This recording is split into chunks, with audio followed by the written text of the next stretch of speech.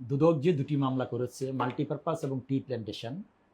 মাল্টিপারপাসের মামলাটি 2022 সালের 12ই মে বিচারিক আদালতে নিষ্পত্তি হয়েছে এবং একটা অবজারভেশনও দিয়েছে। এটা বর্তমানে উচ্চ আদালতে পেন্ডিং আছে। আর এখন যে মামলাটি চলমান আছে, যেটি ডেস্টিন টি প্ল্যান্টেশন লিমিটেড, আমরা আশা করছি যে বিশেষ করে বিনিয়োগকারী এবং অন্যান্য যারা আছে সকলে প্রত্যাশা করছি যে 2012 সালে যে মামলাটি হয়েছে 2025-24 সালে এসে সেটা নিষ্পত্তি হবে, এটা প্রত্যাশা সকলের।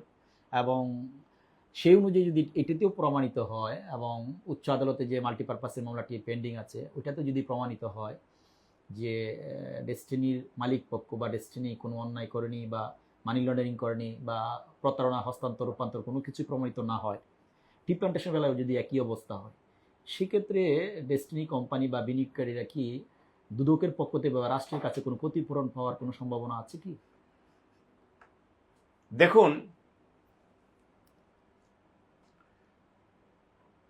কোনো মামলায় চূড়ান্তভাবে মহামান্য উচ্চ আদালত থেকে যখন একটা চূড়ান্ত সিদ্ধান্ত চলে আসে, সেই সিদ্ধান্তের মধ্যে মহামান্য উচ্চ আদালতের কিছু ফাইন্ডিংস থাকে, কিছু অবজারভেশন থাকে, সেগুলো কিন্তু এখন পর্যন্ত ওই পর্যায়ে এখনো আসে নাই।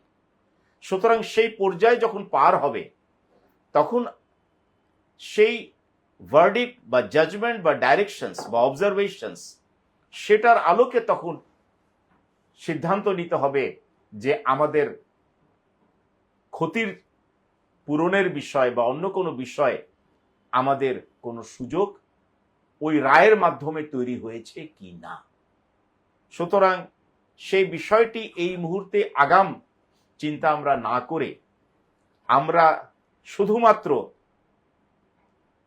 আমাদের আইনি যুক্তিগুলো আমরা তুলে ধরব এবং এই বিষয়ে যে মহামান্য উচ্চ আদালতে যেই সমস্ত বিজ্ঞ আইনজীবীরা ডেস্টিনিকে রিপ্রেজেন্ট করছেন, তারা এই অদূর ভবিষ্যতে কি করণীয় এবং কি প্রত্যাশা হতে পারে সেই বিষয়ে আমি মনে করি তারা পরিষ্কার একটা সম্যক ধারণা, স্বচ্ছ ধারণা পূর্ণাঙ্গভাবে দিতে পারবেন বলে আমি বিশ্বাস করি। সম্মানিত দর্শক, আমরা আমাদের অনুষ্ঠানের একদম শেষ পর্যায়ে চলে আসছি।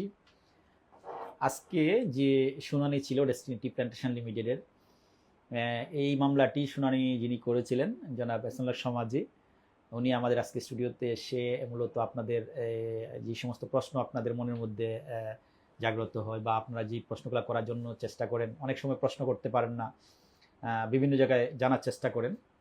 আমরা চেষ্টা করেছি আজকের সম্মানিত অতিথিকে স্টুডিওতে এনে আপনাদের সকল প্রশ্ন উত্তর দেওয়ার জন্য।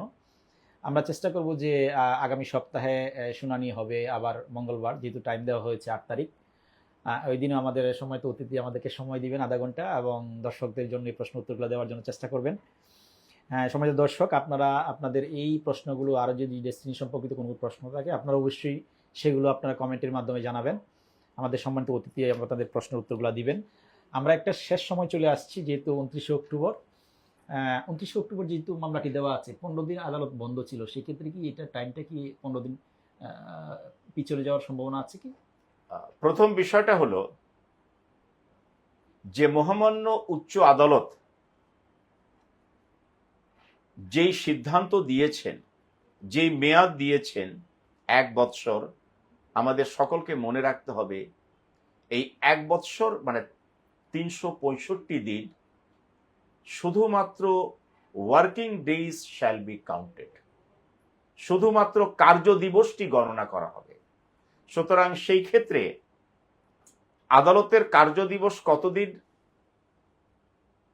পার হলো সেটা আদালতের বেঞ্চ সহকারী গণনা করে হিসাব দিয়ে চূড়ান্তভাবে বলতে পারবেন বলে আমি বিশ্বাস করি।